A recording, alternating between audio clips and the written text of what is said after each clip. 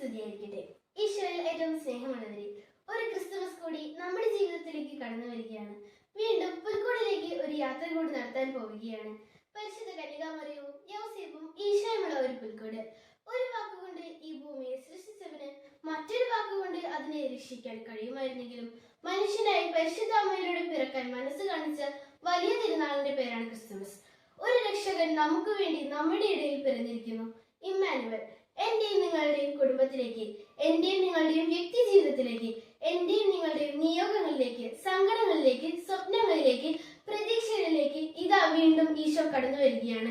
ഇമ്മാനുവലായി ഒരു പുത്തൻ പ്രതീക്ഷയായി ഈ ക്രിസ്തുമസ് നമുക്ക് ഈശോയോടൊപ്പം യാത്ര ചെയ്യാം. പുൽക്കൂടിലേക്ക് യാത്ര ചെയ്യാം.